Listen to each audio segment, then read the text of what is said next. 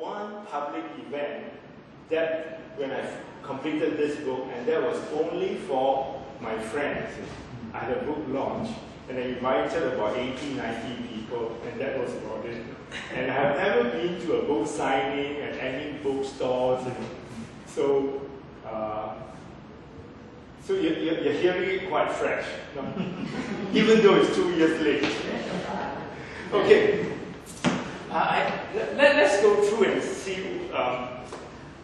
In fact, the title is very short. Then I start to think to myself, how am I going to occupy people for half an hour, talking about why people write a memoir. But I think there's more to writing a memoir than just reason why you write a memoir. And I would love to share with you. First, like an engineer, we need definition. What is a memoir? A memoir is a written account of an author's life stories and experiences. It's as simple as that. Sometimes we use the word memoir and autobiography very interchangeably, but there are some subtle differences. Autobiography tends to be more chronological and written primarily in indirect speech, covering the life of the author from birth to the present. Whereas memoir has taken the vein of a novel, with dialogues and anecdotal account covering specific period of the author's life. But both will include stories from the writer's childhood days, career, hobbies, courtship, and then interesting snippets about the author ancestors and social history of the era. And in order to make it authentic, I think all these stories need to be supported and verified through research, photos, and interviews. And now we come to this thing of why people write a memoir. Our society has come to a time where we start to think, we need to leave a legacy for our children, relatives and descendants, most important, covering our heritage, their ancestry, social history, and more importantly, to give children a flavor of the changing customs and culture of our era. Even during my short time on this planet Earth, 50 years, I can see a huge difference between my way of life 50 years ago and now. And it's also another way for me to pay tribute to my parents and to my ancestors, who brought me into this world. Otherwise, I would not be here even to talk to you. And also, it's a process of self-reflection and to contemplate on the next phase of your life. And it's also good to share your trials and tribulations and your achievement of your life. And some people think that they have a whopper of stories and they think that they'll make it to the New York Times bestseller. Later I'll talk a little bit about these dreams of people to become a bestseller. And then, as you know, there are people who write memoirs to get even with people. Actually, most people, when they write memoir, they have this idea that I want to straighten out things. But I think through the process of writing a memoir, you go through a phase of change in your life. It's not exactly what you think you want to do. There's some subtle change as you go through. You mature over a very short period of time when you're writing a memoir. And then they say that just as birds like to sing, it's also our human nature to tell stories.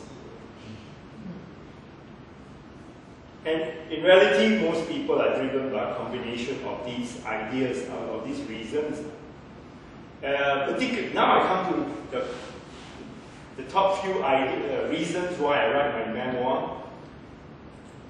Like, I think this is the most important thing, to leave my children, relatives, and future descendants with a record of their heritage and ancestry. And writing this memoir is my own half-time. I read a lot of books, trying to write my memoir, and one of the books I wrote was half-time. Why is it so important to have some half-time to reflect on yourself before you go to the next phase of your life? So by writing about my life, my truth, I make a better sense of the world and the events that happened around me during the past 5 decades. And here I like to quote this Danish philosopher Kierkegaard. He said, "Life can only be understood backwards, but it must be lived forward." Okay? And I always have this desire to write. Like it or not, I really like to express my ideas. But I never had the time to do it because I was so busy running my business. And to learn the craft of writing, a lot of it involved in today's age, a lot of dialogue writing, which for an engineer, I'm terrible at. After a while, sometimes when I read a novel, in the past, I've lost track who is speaking. And yet the last thing was to stop people from asking me what I'm doing after retirement. It's very funny, when you work all your life and you're the CEO of a company, you're so busy, and then when you say, I'm going to retire, the whole world thinks that there's something really wrong with you. Some people have this idea that I was sick, I wasn't sick, it's just that I have a reservation. I don't do it anymore. And our society sometimes doesn't allow people to think like that. They say you must be sick. Okay. So I think now we can cover the ground of why people write a memoir, and I'd like to share with you a little some of my experiences that I went through to write this memoir. So I put it getting over the initial hurdle of self-doubt. And if there's advice that I like to tell people is that don't breathe a word to your casual friends unless you're pretty sure that you're going to do it. Because it seems incredulous, to most people that you're going to write, particularly if you're not from the literary circle. So you don't need to, it's really hard enough to pick up enough courage so you don't have to invite criticism or ridicule before you got off the starting block. So what I do? I broach the subject quietly with my wife. Hey, do you think I have a story to tell? And then I have a very close friend who is also in a way my mentor. By the way, he wrote the foreword for my book, Ken, to gauge their response. And fortunately, both of them encouraged me. If they say, please don't waste your breath, don't waste your time, I think I wouldn't have done it. So I thanked to my wife. Hey, you really have a story, please go ahead. But even though I have this desire, I don't know how and where I should begin. What, you're an engineer, a businessman, you think you look.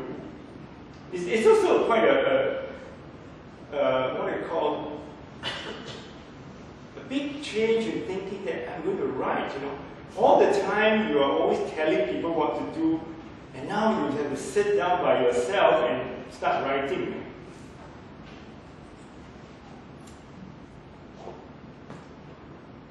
So, but I knew that if I ever start writing, it will be a long and solitary but rewarding journey.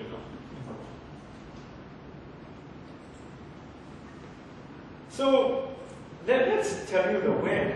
From what literary experience that I had. Up till June 2008, I can tell you, I can count within my 5 fingers the number of novels that I've read. I'm not kidding. And they were actually my high school prescribed text when I did my matriculation in Australia.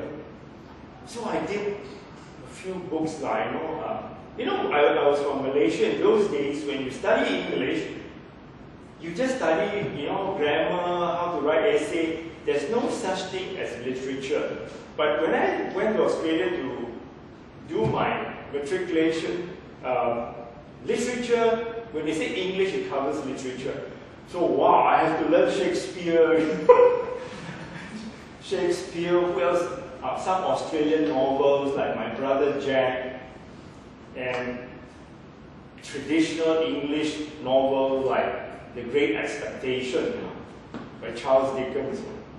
And actually, thanks to Australia, now I got some idea of what literature is all about. But after I retired, I started to go on the internet. You can get all these books for free, because they are no more covered by copyright. And to my horror, I discovered that I got some of the stories in my book wrong, in Great Expectation wrong, because I got lost. And thanks to this reading aids in the internet, actually I discovered that, hey, I got the story wrong. But somehow, miraculously, I passed my English.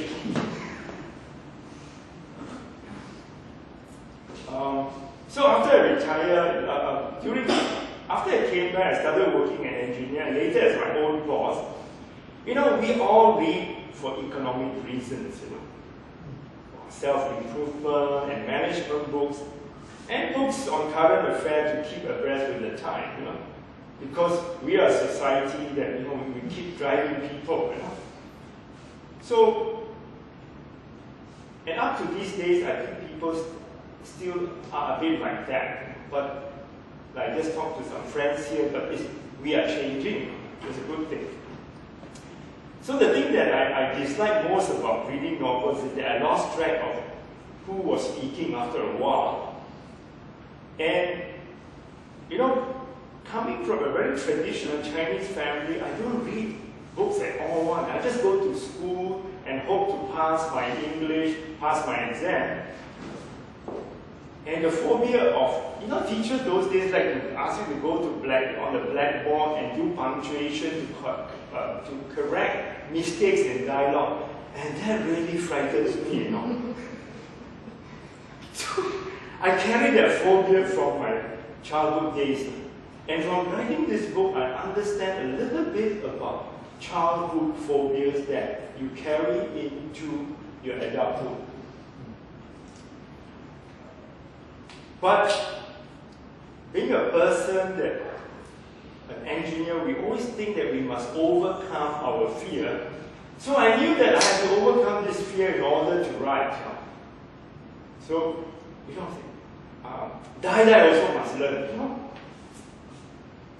So like they say, a journey of 1,000 miles begins with a single step.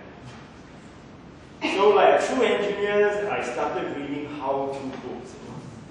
Sometimes in December 2008, about a few months after I retired. And I still remember the day I went to buy this first how-to book. I was so flustered, then I tell my daughter, who's very good in English, she's like to read, can you help Pa to go to Borders there, we go together, can you please pick a book for me, Because I was so flustered with the book, where should I begin? And, when they read, somehow they have some sixth sense, They'll pull a book out. I think Pa, this is good for you. So she picked the book, Your Life, a Story by Christine Rayner. So my heart was pounding away. Of course, I didn't tell her. Because by buying the book, I'm making a statement to myself that I'm going to be an author. It's a frightening exercise, People might not understand it, but I understand it myself that, I'm making a statement.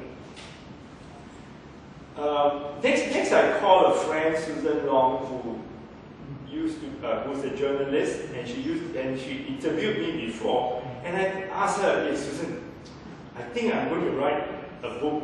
Can you give me some advice? And the advice is, quite generic, like, you have to read a lot of novels and memoirs, and if possible, take a course in creative writing. So, wow, come back. Okay, I Googled for creative writing courses in Singapore. But there's no market for such courses in Singapore, Most of our courses is bread and butter type courses, skill upgrading, how to make millionaire, And then the other thing is enrichment classes to ace your exam. So creative writing in our context has no real or economic value. So, they say when you have a desire, sometimes things come together. So this friend of mine, Ken, actually we took a holiday together after I retired, and there was a time I broached the subject with my wife and him that I'm going to write, my memoir. And I started to telling him that I have a problem looking for courses, and he being a teacher for many years, he has enough contact. So he says, well, there's this Iowa Summer Writing Festival. So I quickly enrolled in a 2-week course and made preparation to go to Iowa in June 2009. By that time, I started interviewing my relatives and neighbors from the old village where I was born in Johor Bahru. But by doing that, it's very dangerous. You reach a point of no return, because you are announcing to the whole world. But the good thing is that when I left Iowa, I actually read 3 how-to books and about 15 novels, and memoirs, So the thing is that when I read this memoir, I really get convinced that I have many nostalgic and interesting stories to share with people. And I'm very mechanical. I'll read, I'll highlight, and I will write down all the pertinent phrases and vocabulary that I come across in my writing. It's very hard work. Then some of them I really think that they are gems that people can use in their writing. Like most people, when we just read, we never notice how well some writers describe an idea, a scene, an event, and a character. So when you are forced in the situation that I need to write, wow, these people, they bring a character to life, a scene to life. So I was very impressed, so I highlight and all that.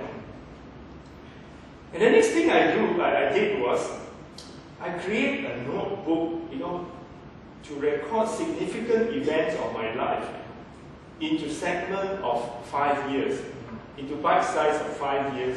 So anytime there's something that sparkled me, I'll go down and write it down. Oh, when I was between 5 and 10, such a thing happened. Then I'll write it down.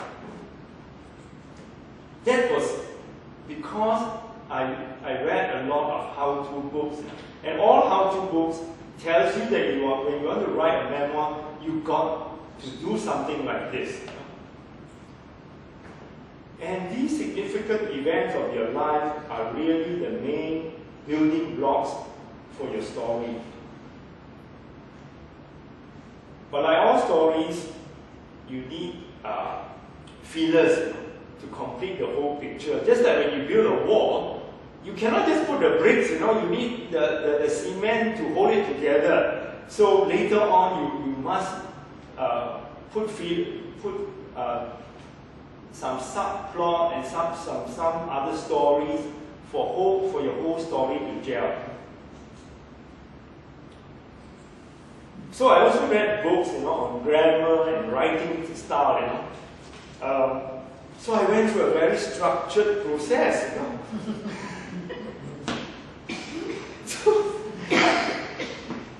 So I read, The Situation and the Story by Vivian Connick, Stephen King on writing, a memoir of the craft, and English books, like Eat, Shoots, and Live, and Leaves. It's very, but that one is very humorous, very interesting. If you have nothing to read, please read Eat, Shoots and Leaves. It's very funny. How to do punctuations and all that. And it's written in a very humorous manner. I'm sure you're not going to sleep. And then a cup of comfort for writers. I was browsing to bookstore and just pick it up and read it. It was very interesting because it is a collection of the reflections of all writers and the experiences that they go through. And then the book that everybody must read, The Element of Style by Strong, White and Coleman. That is a book that is a must. It seems like you must read this book. when I say the book that was recommended reading before I go to Iowa, this is a must. Then I set my homepage on freedictionary.com. And I never fail to check the meaning of every new word and its usage that I come across in my reading. And today, I still enjoy the freedictionary.com. You don't think that it's very funny? How come people enjoy reading dictionary,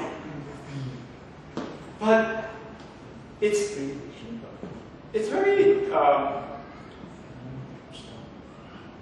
would say it's very rewarding, to every day to do the word match that they have for free dictionary, the 5 words, and then learn about its usage and how beautiful people can use it. How one word can describe a whole sentence. That's all words. Okay, now I talk a little bit about Iowa Summer Writing Festival. Really, Iowa is a literary city where thousands descended every year to learn the craft of writing, in every genre. And since 1987, the festival holds about 150 workshops over 2 months. And you can go there and learn to be a screenwriter, how to do editing for films, how to write poems, you name it, they have it. And one of them, of course, memoir writing. And also, I went there for that reason. But you can feel the vibe of the place, as everyone is very enthusiastic about sharing his work and learning from his classmates. And the beautiful thing, no matter how stupid or how bad you're writing, nobody laughs at you.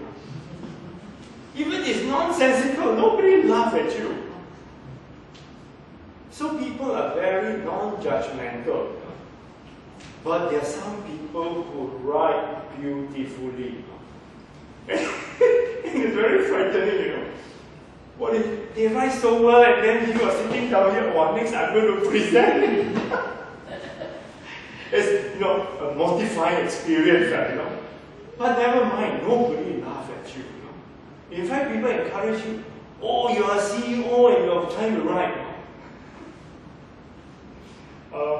So my classmates came from all walks of life with ages from, I'm serious, some of them are hardly 20 years old.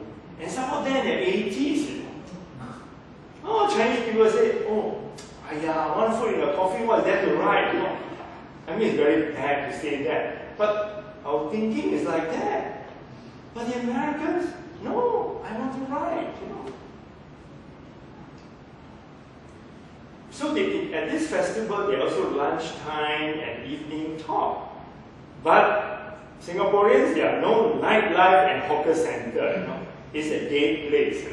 After 5, everything is closed, and all you have is maybe subways. And so I ate a lot of subways. So this is a picture of the University of Iowa. This is the Central Court. Yeah, it is quite nice. Yeah, you have the picture? Okay. So what I learned in Iowa City, while everybody has a story to tell, how it is being told makes the difference. Therefore, the need to do creative writing.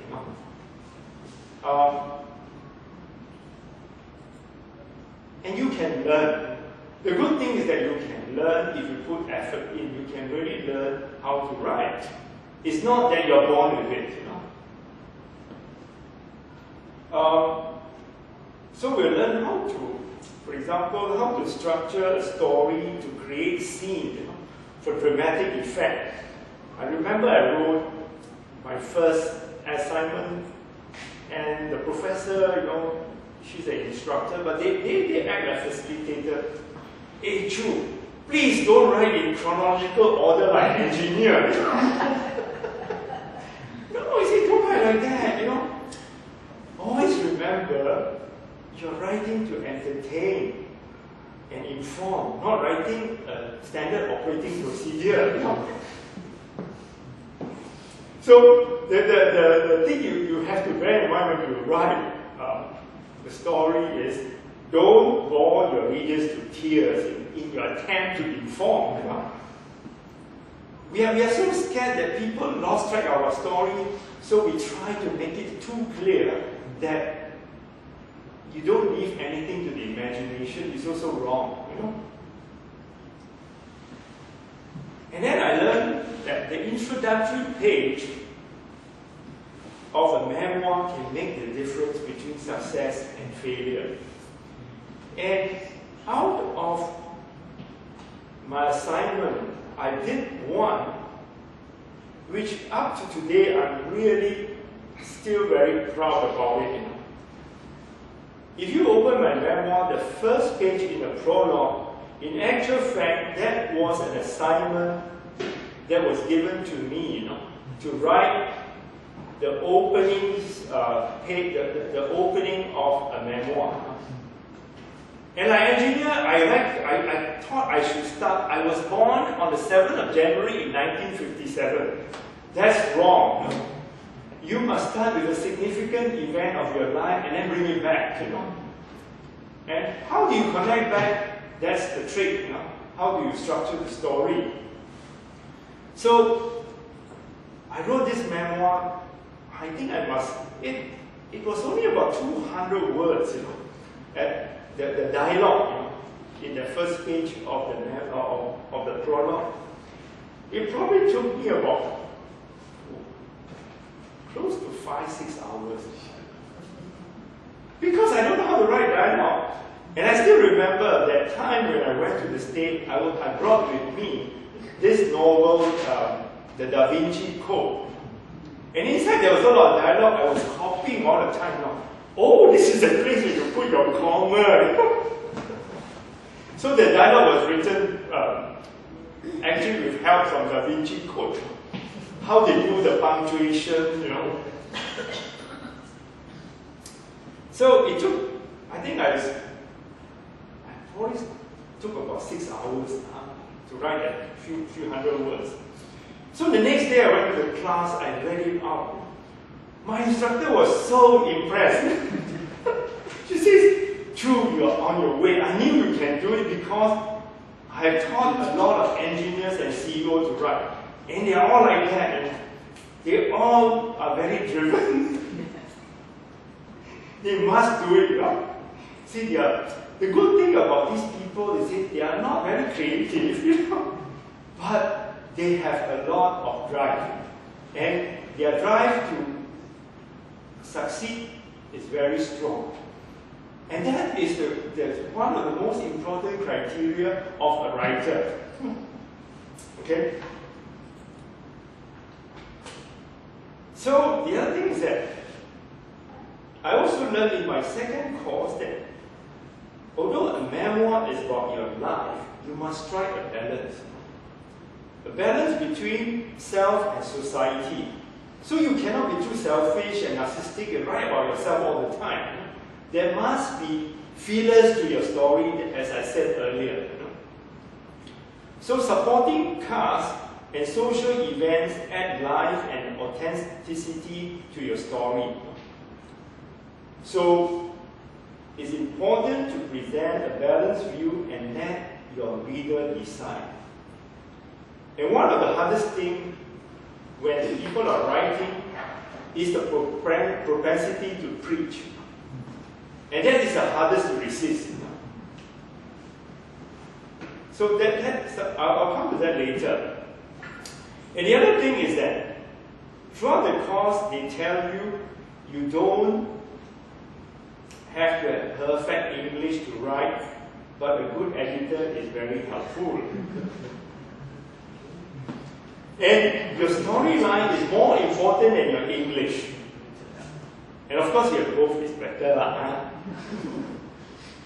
And I learned how to use aids like photograph, memorabilia, historical accounts, and interviews with families to rekindle my memory. Wow.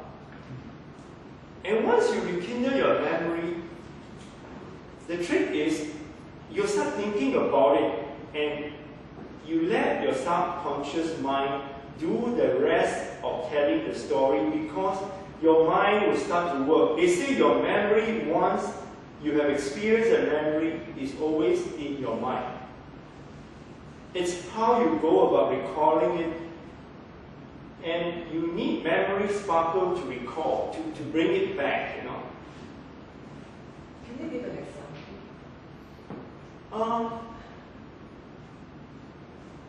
One example is like,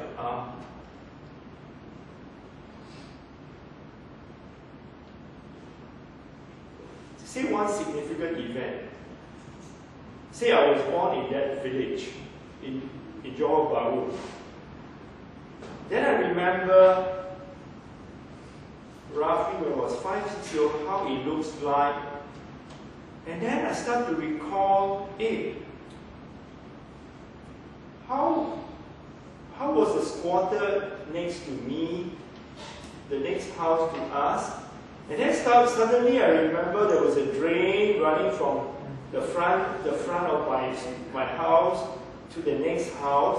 And then in front of my house, there is a big rubber trees, you know, things like that. And then slowly, all these things will come together. And then I'll recall, my house is very close to the Malayan railway. Every night I hear the train chugging along. You know? So things like that will come in one. But you have to try, you know? It comes in. Okay, then the next part is putting pen to paper. I started writing in earnest after I came back from Iowa in August 2009. So from then on, I lived, I breathed, and dreamt about the book for the next 2 years. And after about a year, I got very anxious, you know. Whenever friends ask me about my memoir, you know, people are very funny, you know. Before you start, they have a lot of criticism. Or they express reservation that you can do it. Then after that, after 1 year, they ask you, have you finished? Have you finished? You think it's so easy, So I have a hard time fending them off. And the worst part is that when you play golf with your friend, then they ask you, have you finished? Why you got so flustered that you cannot play your golf? That's good. So typically, every day I'll spend 5 hours and about 6 days writing, you know. And mostly after dinner. You know, I'm not a writer, like, you know, words doesn't just flow out, you know, like that, like waterfall or what, you know. So sometimes it takes me hours to write a few sentences, you know. And I'm very fussy, you know. I don't like this word. I will click back and forth on freedictionary.com to look for another words, you know, and then research it and see how it's being used. So it becomes a very, very laborious process. You know? And whenever I write, my wife will watch this Taiwanese series I. It went for 2 years as long as I wrote my book, you know. So sometimes I'm so tired, the rigor of writing, I'll turn around and watch. And they have very interesting plot, you know. So I think, hey, these people are very imaginative, you know, I'm going to follow them also, you know. And sometimes the dialogue is very interesting. So there was a few occasions I actually saw the dialogue, I quickly write it down.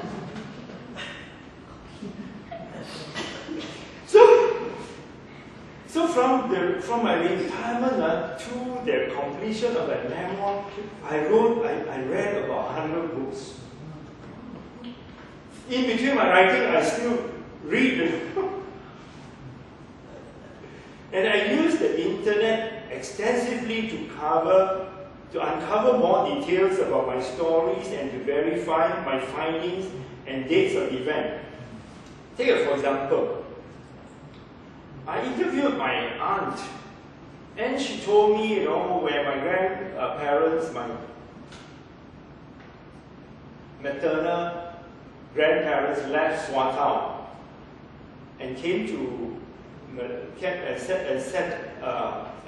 set their home in Johor Bahru. She was left in China. That was 1935, 36. I think 1930 something. And then she told me that the Japanese was in Swatao in the late 1930, 1940, before the Second World War. And I don't believe her, I thought the Japanese was all the time in the northern part of China. We read a lot about Manchuria. But actually, the Japanese were in Swatao, in the late 1930s.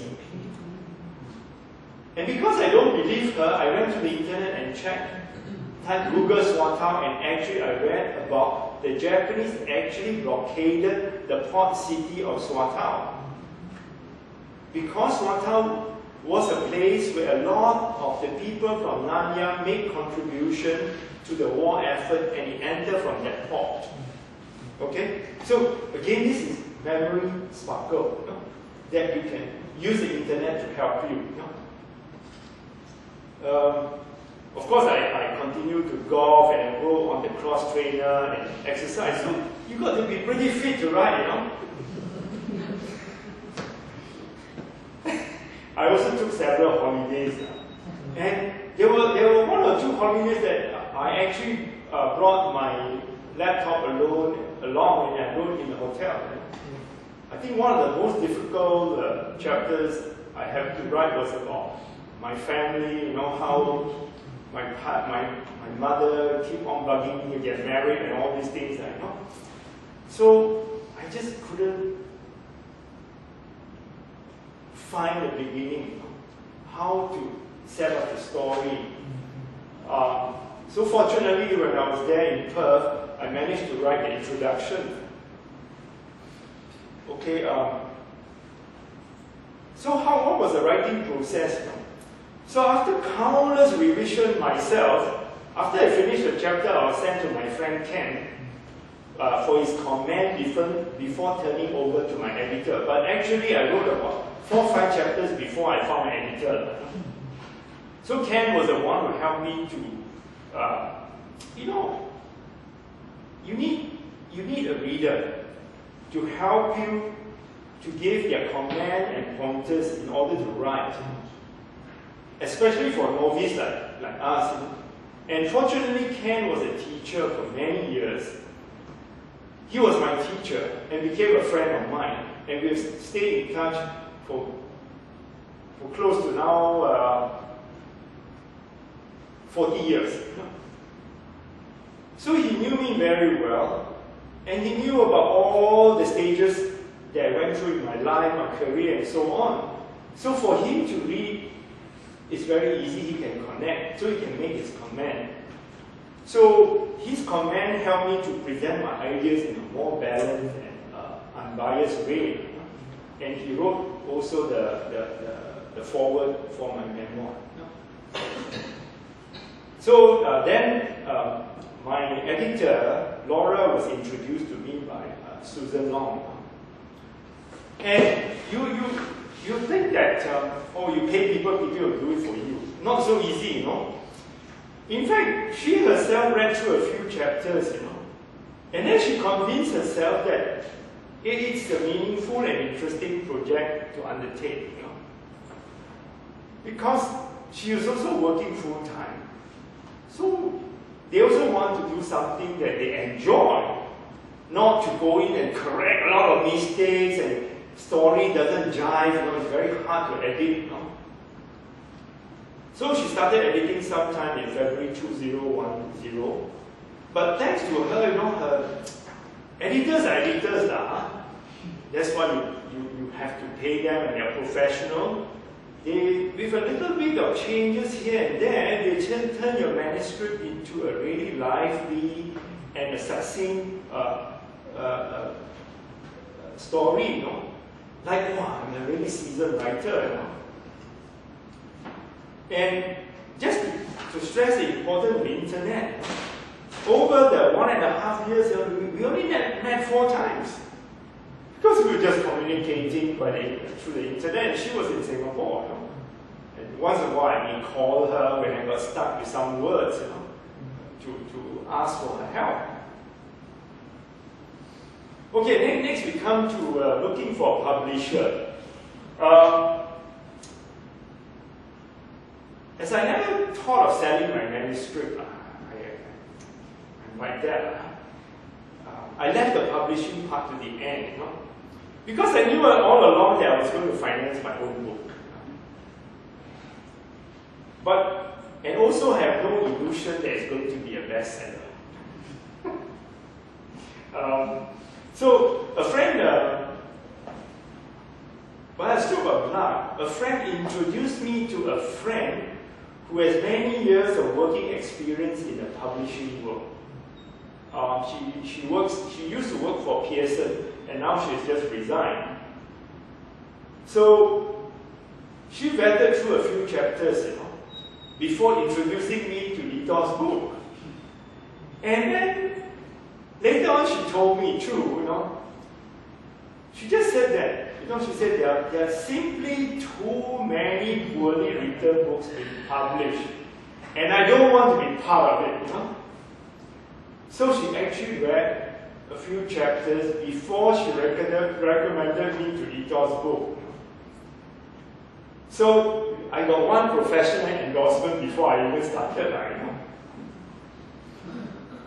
So now I tell you about this, the world of publishing. Recently I did some research, and the world of publishing is littered with failures. There's a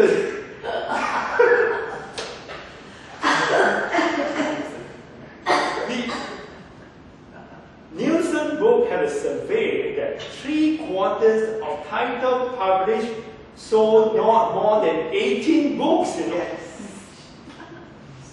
That's deplorable, you know. But we all think that we have a great story, and when you go out, 3/4 of the titles sold less than 18 books. And then another thing, there's this website called Peachtree Publisher. They accept free manuscript, unsolicited manuscript. And the statistic is that each year they receive about 20 to 25,000 manuscripts, and they only accepted and published about 10 to 15. Oh, it's terrible, isn't it?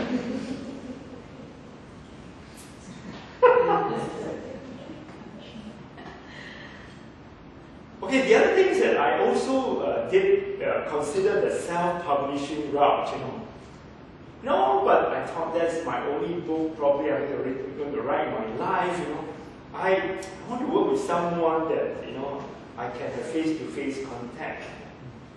You know, after it's the only book you write, you know, so you want that experience. So now I come to working with Lito's book. Really, it turned out to be a really rewarding experience with Lito's book, you know. And you know, you pay come to see this.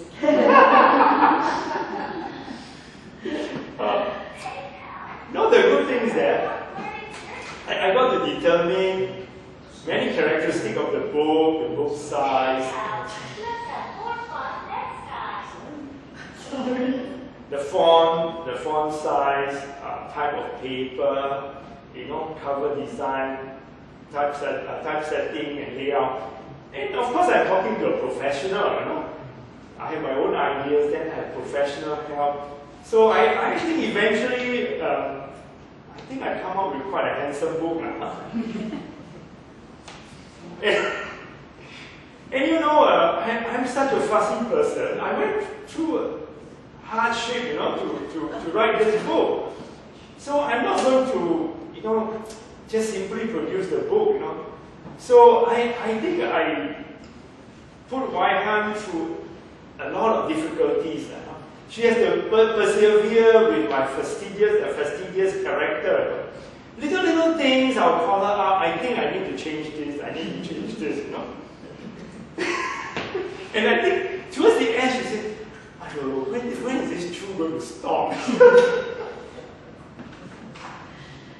Then, the cover design, it was not finalized under the last days, because I kept changing the shape of the tree, I don't like this tree, there's too much leaf, there's too little leaf, it's too big, it's too small,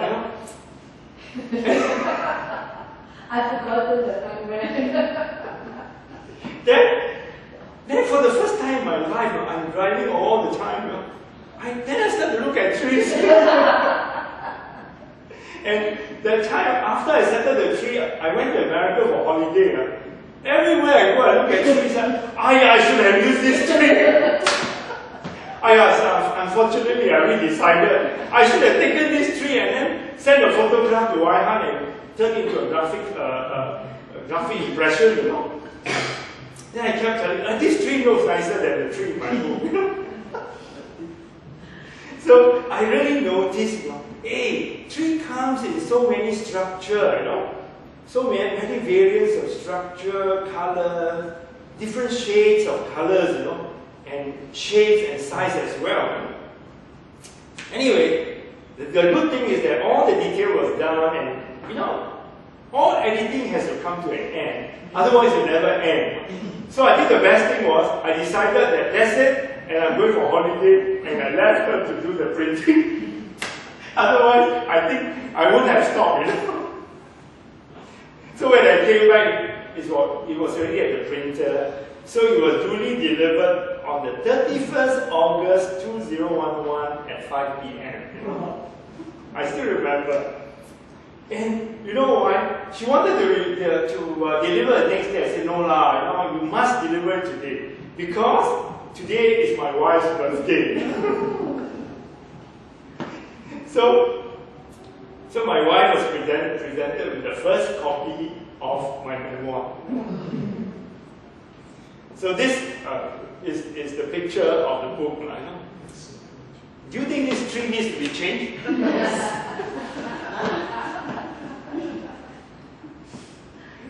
So this is a picture of Choo Fang's birthday and with the book beside it, And if you count the candle, you can tell how old she is. 53 only. So I had a book launch I actually have two book launches. One for my family and relatives on the 10th of September, and one on the 24th. So I like to say that after 2 years of solitary and soul-searching endeavor, my book, The Accidental Entrepreneur's Life and Reflection of Choo Heng Thong, was launched. So I invited about 80 friends, and I gave each one of them a book. And my friend, the Minister of National Development, raised the occasion. And I think it was, like all things, I don't like a lot of fuss, So it was quite a light-hearted affair, It was no, there wasn't too much pomp and pleasantry, pageantry, no? Hey, what happened? Do you agree? Huh? It wasn't. It was a light-hearted thing, you know, and people joke about the book and joke about me and us. So I received many feedbacks from my friends, and of course they all have no choice but to say it's such a great book because they got it free. What can they say, you know? And on reflection, honestly, even till today, as I was preparing to give this talk, sometimes I flip through the pages, you know, and sometimes I ask myself, did I actually wrote this book? It was really a dream, you know. I read through it. How did I craft out this paragraph? And I looked through, did I? How did I find the words to do it? You know? But the desire and your feelings can drive it. So, okay. So the book launch was on the 24th September 2011. And I had a book launch for my family. My brother and sister in the picture. Okay, there's afterwards, there's also afterthought. You know? What I learned from writing my memoir. It helped me to let go of the past, to enjoy the present. And as I read in many of these how-to books, really writing a memoir is a healing and cathartic experience. That is something we go. We live in an experiential world. It's only when you go through it, then you experience what it meant. And it also helped to resolve an open secret within my family. We have time? I'd like you to take some questions, maybe. Okay, I'm about to finish. My brother adopted a daughter. And for years they've been struggling, you know, whether to tell the daughter that she's adopted. But I told them I'm going to write this book. And I will never write in my memoir a lie that my sister-in-law gave birth to this daughter of hers. No way I'm going to do it. If you don't allow me to write, I'm going to leave her out completely. Because it infringes on my character of not telling the truth. Not telling lies. Of not telling the truth, you know. Because it's in my nature, you know, because if not, I just leave her out completely. And after a lot of discussion, almost 6 months to a year, finally I tell them, if you people are not going to tell me, I'm going to write as it is, you know. And the good thing is that they reveal to the daughter, of course there will be some heartbreaking moment, but I tell you, my niece and the mother, they are closer than they were before. So I think that's a very good thing I did. Come on, I keep telling them, you have done so much for her, why should you be frightened that she will go against you or what, you know? In fact, she should be so grateful that someone like you have adopted her. True. The other thing I learned is that to learn to see life and things from a wider perspective, and also culture has a huge influence on the way we interpret things. We are all not that logical. The cultural aspects of our life influence us a lot. And perfection does not exist in an impermanent world. Oh, this I must tell you. We do a lot of editing, but we made one crucial mistake. The last word in the memoir has a mistake. The last word of the last letter in the last letter. The last letter of the last word has a mistake. Yeah. Nalanda, somehow we left out the letter A. And it's the first letter of the alphabet as well. Okay, so there are no coincidence and no accident in life. Things happen for a reason and they're beyond our control. And finally, it's a great way, when you write a memoir, to thank the many people who have made a significant difference to your life. Thank you very much.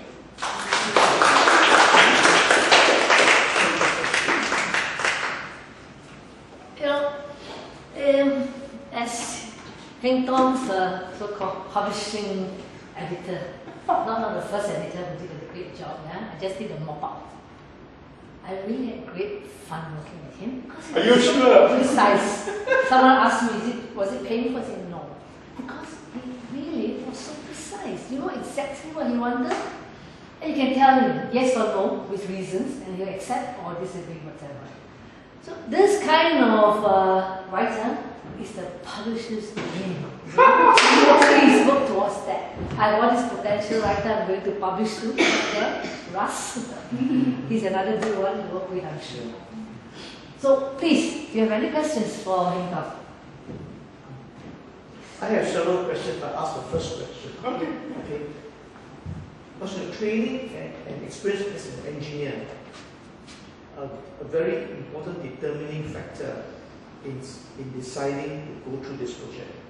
Because I felt, listening to you, that you had set your mind on writing this memoirs. You spent a great deal of time making sure that it was done in the way it should be done. And I thought your engineering training actually largely influenced your determination to do this. Am I correct?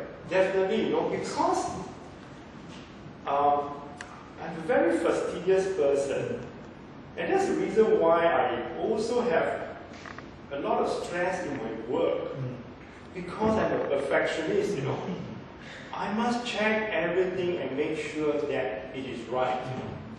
And when I find that something is wrong, or I'm not so sure, I must go and do it. And the other thing is that because of my engineering knowledge, my engineering training, I think it helps me to do things in a very methodical manner. I learn how to learn things step by step, even though it's painful. I'm willing to go through the process. And this is how I started my business too. I started one machine, two machine, one employee, until I have 1,000 people. So this is the step in life that I go through. So to me, it is important that people must be willing to take those steps to go to produce, to write a book, or any endeavor in life. You mentioned you had a revelation that prompted your retirement. Can you share a bit about that? No, as I say, I was very stressed out, and I said, no, this is not the life that I want to continue. And I even wrote about my own vulnerability in the book. I suffered a few panic attacks, and I said, even though after I recover, I'm still in the company, I said, hey, why should I continue with this? There are other things in life that I can cherish, that can nourish me. Why should I continue with this? And that makes me think about doing some other things in life, Perhaps helping out with some charity, helping other people in ways that I know. So before your when you wanted to retire, did you have an idea that you want to write a memoir? Subconsciously, yes, you know. But I don't dare to breathe a word even to my wife that I'm going to write, right? Did I ever tell you that I'm going to write? No. But when after I retire, when my mind is more settled, then it starts surfacing out. You know. A lot of things, we all have sixth sense inside us. Does that answer your question? Yeah. Okay, thanks. A follow-up question. What makes you think people would read your book? When you started writing, It's meant for the children. were you writing for a specific group of people? Or it's just general? Because No, my audience, my greatest motivation factor was to write for my children. Okay. So this is Not for yeah, not for the audience, just basically for your family. Yeah, because again I said our society has changed so much. Look, I was a kid growing up in a kampong that I run from this village to the next village without wearing shoes, you know. Yeah. And then we are in this world now, you know. I wish to record this to my children. How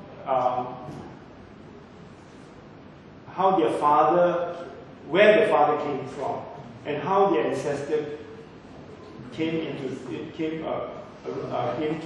set foot in Singapore and then in Johor Bahru. You know?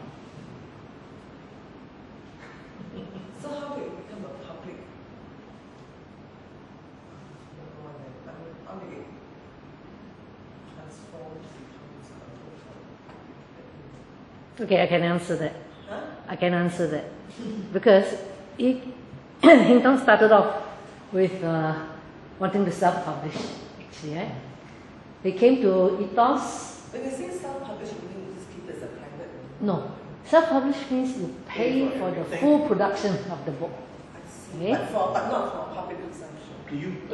You could sell it, yeah? It doesn't mean not for public consumption. It just means who pays for it. That's right. Yeah. When you come to a publisher, the publisher will undertake the risk. I will pay for the production, and if the book sells, you get royalties. Yeah? So in his case, he had a mullah. So he looked for the publisher whom he thinks can help him put out a professional looking book. So we started off just like a commercial relationship in that sense. Let's say I do books for the National Cancer Foundation, I do books for the blind or for AIA and so on and so forth. Yeah? So we started off with a kind of relationship. But when I went through his whole manuscript, as we worked on it, and coming to the end, I told him, I said, honestly, you know, I wish I could afford to publish this. Meaning, I want it in my ethos label. You want to be known as a publisher of good books, just like he mentioned that publisher or that other friend in Pearson. Hui Kwan, yeah, in Pearson, a very senior publisher, editor. She said, I don't want to put out more lousy books. Yeah. So when I saw his book, he is the second person whom I asked, would you like me to put your book under the ethos label? So I bear no risk. He paid for it all, the production. My risk is my reputation. When I put his book under my label, I'm saying that it is a good enough book on literary merit, on practical merit. Yeah? And he combines both. This one enthused me. Because as he described, he went to Iowa, he did all these readings, 100 over books. As an editor, I have not read that many books. So, he agreed. He graciously agreed. Yeah? Meaning, he paid for it already. Why should I let you take the credit as the publisher? But of course, looking at it from the other point of view is, if you self-publish, people tend not to pay that much attention to your book. It's as if you're saying, I'm not good enough to have found a publisher. I have to pay for it myself. Yeah. So this is a kind of mixed relationship. But anytime, if I had the money, I would say I will publish it. Huh? So that's that. I hope that answers, yeah, what you're asking. So anyway, sorry, it's late. The library closes at 9 sharp. Oh. We had the privilege of using this renovated room, very nicely done up, the first time, yeah. So do watch out for future afterwards. It's usually every last Friday of the month, courtesy of Marine Parade Library.